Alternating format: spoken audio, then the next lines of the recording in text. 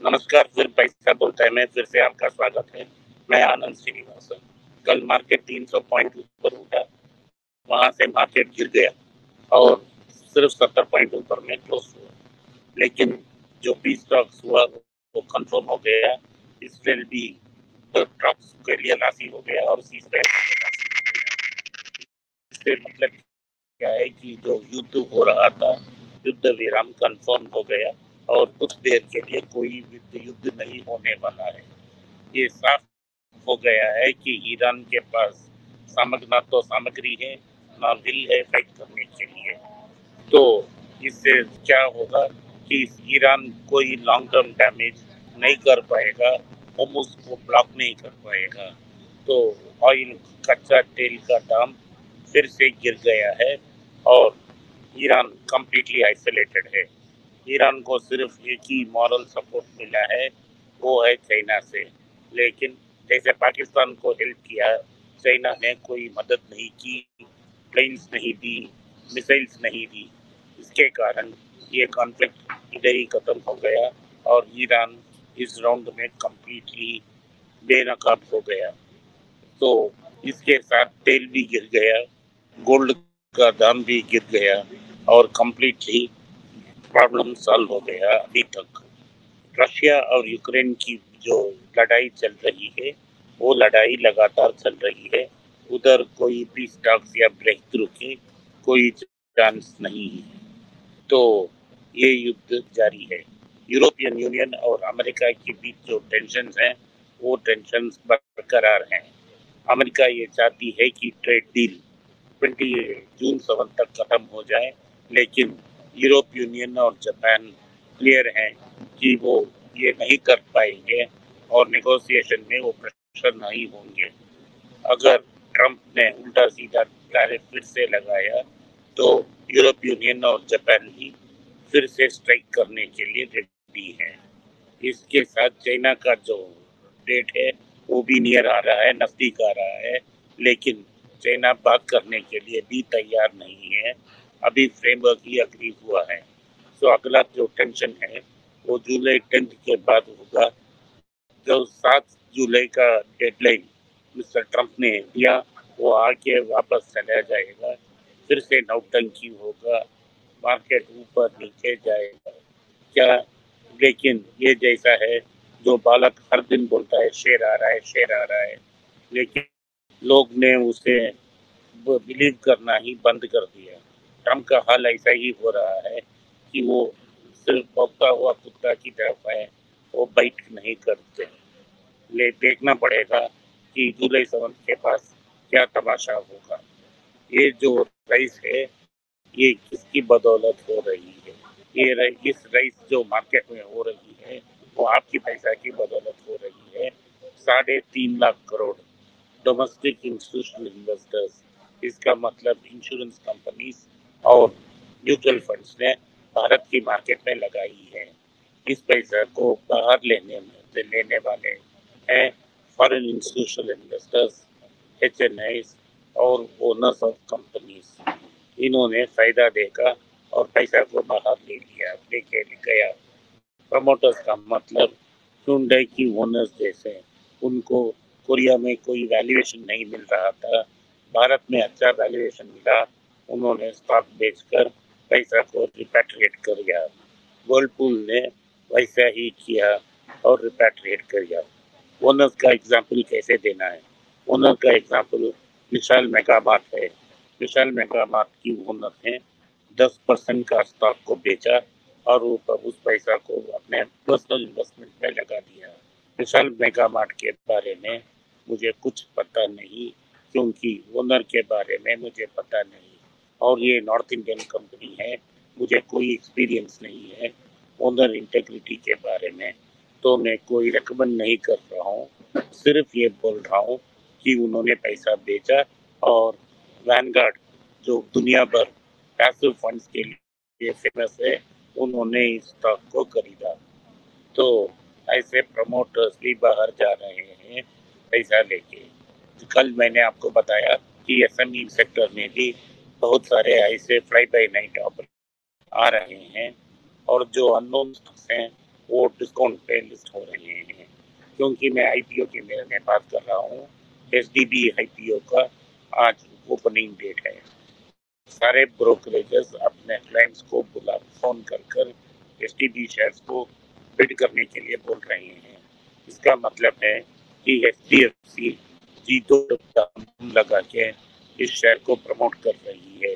पैसा मार्केट में जो टेबल में जुड़ा है 760 रुपया में, और ग्रे मार्केट में 1300 का प्रीमियम था। तो लिस्टिंग में पॉप आएगा। अगर आप लिस्टिंग पॉप के लिए खेलना चाहते हो तो ये बेहतर है। लेकिन अगर आपका जो व्यू है वो 5-6 साल का व्यू है तो फेडरल बैंक, कर्नाटका बैंक और साउथ इंडियन बैंक और India state bank book value की डिस्काउंट या बुक वैल्यू से थोड़े ऊपर मिलते हैं। फेडरल बैंक थोड़ा ऊपर है। इन बैंक को कंसिडर करने से आपको ज़्यादा फायदा हो सकता है, लेकिन डिसीजन आपका है। अगर आपको ये खुशी मिलती है कि आपने डाइस को रोल किया, हमको लॉटरी लग गया, तो आप ये ज़रूर कर सकते हैं। लेकिन 5-6 साल की पर्सपेक्टिव में जो स्टॉक्स मैंने लिस्ट आउट किए हैं वो बेहतर परफॉर्म करेंगे। इस इसी समय बहुत सारे ऐसे इंडियन भारतीय कंपनी है जो बॉन्ड मार्केट में पैसा निकाल रहे हैं और लगभग 10,000 करोड़ का पैसा बाहर निकाला गया है, लेकिन निकाला जाएगा। इसमें ऐसे बैंक टायर 2 बॉन्ड्स इश्यू कर रही है। 500 करोड़ की बेस प्राइस है, 500 करोड़ की ग्रीन शू ऑप्शन है। Andhra Pradesh minerals development corporation भी एक आईपीओ कर रही है। उसी तरह दूसरा बड़ा कंपनी है सुमितोमो फाइनेंस ग्रुप, ये भी 500 करोड़ का आईपीओ का बॉन्ड प्लेस करने की कोशिश कर रहे हैं। इन सब को नजर में रखते हुए बॉन्ड मार्केट में पैसा भी लोग लगा रहे हैं, क्योंकि बैंक की जो डिपॉजिट रेट्स हैं वो बहुत कम हो गए हैं और इससे आपको पैसा नहीं मिल रहा है, तो लोग इन बॉन्ड मार्केट को भी नजरअंदाज नहीं कर रहे हैं। आखिरी चीज ये है कि टाटा ग्रुप की जो ब्रांड सर्वे में रेटिंग है वो बरकरार रही है और वो भारत का सबसे वैल्यूएबल ब्रांड टिका रहा। लोग कह रहे थे कि 2-3 कारण। पहला कारण ये था कि रतन टाटा का निधन हो गया और इसके कारण ब्रांड को अपना वैल्यू में कुछ गिरावट दिखेगी, क्योंकि ओनरशिप स्ट्रगल हो सकती है। लेकिन ऐसा कुछ नहीं हुआ। Noel Tata smoothly take over कर चुके हैं। वैसे ही दूसरी चीज ये कहते थे कि एयर इंडिया की जो मैसिव क्रैश थी, इसके बदौलत भी टाटा की ब्रांड में कुछ कमी आ सकती है, लेकिन उसका भी असर नहीं पड़ा और टाटा नंबर 1 पोजीशन को रिटेन कर रहे हैं। अभी इस क्राइसिस से कैसे जूझेंगे इसके इसे हमको देखना पड़ेगा। अभी तक एन चंद्रशेखर ने ओपनली बाहर आके सारे मेजर टेलीविजन चैनल्स और पेपर्स को इंटरव्यू दे रहे हैं। रिस्पॉन्सिबिलिटी और अकाउंटेबिलिटी को खुद टाटा के ऊपर ले रहे हैं और सीधा बोल रहे हैं कि 30 दिन के बाद ही पता लग सकता है, क्योंकि जो ब्लैक बॉक्स कॉकपिट रिकॉर्डर ये सब मिल चुके हैं। 30 दिन में कंप्लीटली दूध का दूध पानी का पानी हो जाएगा। एक और बड़ा रिपोर्ट ये है कि हीरो मोटर क्रॉप को कंसिडर किया जाए। ये जियोजित का है, लेकिन जब हमने इसको कंसिडर किया इधर से वो 20 या 25% नीचे था। अभी इस मार्केट में उनको ग्रो करने के लिए कोई एक विनर प्रोडक्ट चाहिए, मार्केट शेयर गेन करने के लिए ऐसा प्रोडक्ट उनके पास नहीं है। जैसा मैंने अनेक बार आपको समझाया कि हीरो एक इंजीनियरिंग कंपनी नहीं है, एक मार्केटिंग और डिस्ट्रीब्यूशन कंपनी है।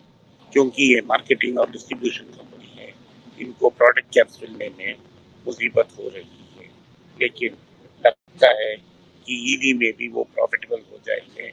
2-3 मोटरसाइकिल, 2-3 स्कूटर्स भी लॉन्च किए हैं। ऑयलर मोटर्स में उन्होंने एक बड़ा स्टेक ली है और 3 व्हीलर्स लॉन्च करने वाले हैं।